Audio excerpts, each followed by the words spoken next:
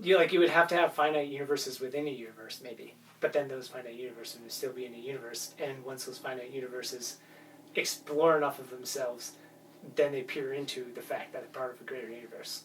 So then they end up in the infinite anyway. They just wouldn't see it that way.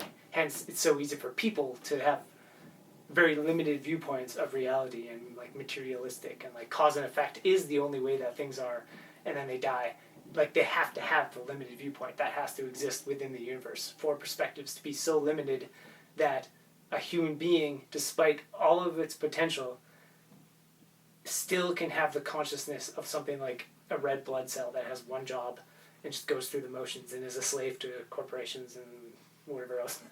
Like just that like the worst possible variation of completely limited and ignorant to reality and arrogant and it knows best and whatever else type of just like single pointed mind and will not consider or intuit or feel anything that's going on and just become like a drone and not really have any connection to other things. Like that reality has to exist, which means that it is a limited universe to that thing because of that perspective.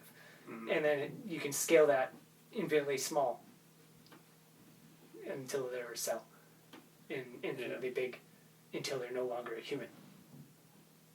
Yeah. Because even being human and learning implies that we don't know the thing, which has been the thing that I've said a lot more recently.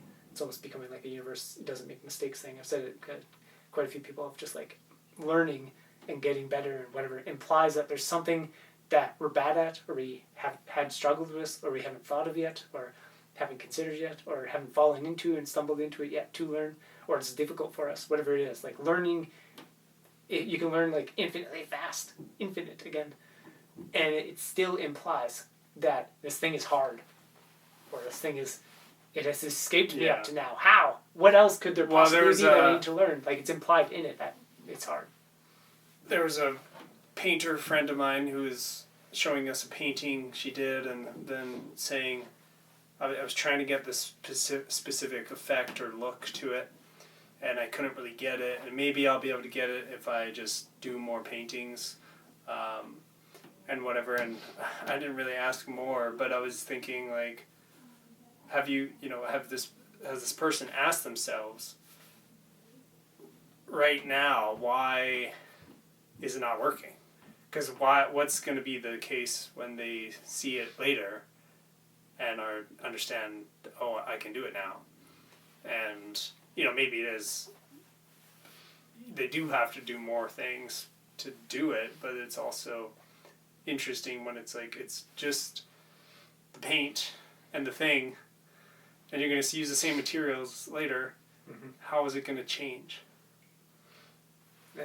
There are, again, infinite tricks that you can use. Like, you once had that thing, you were using chopsticks, I think. Like, yeah. What would it be like if I could...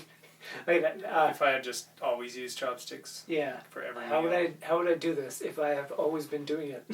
And like, little mental tricks like that, or just the concept of learning by repetition actually doesn't make any sense. But if somebody has a lot of trouble learning, then they need repetition and like just that type of stuff, because there's no learning by repetition, but it's rather how much am I learning in this moment, in the next moment, and the next moment. And if you're only learning a little bit each time, or you're focusing on certain things when you do it, and you're missing like a certain column, like if there's like 3 columns, and you've learned one, and then you keep doing it, and you learn this after like a few, and then you're still focusing on like those first 2 columns, and there's this whole column of ways of perceiving what is taking place.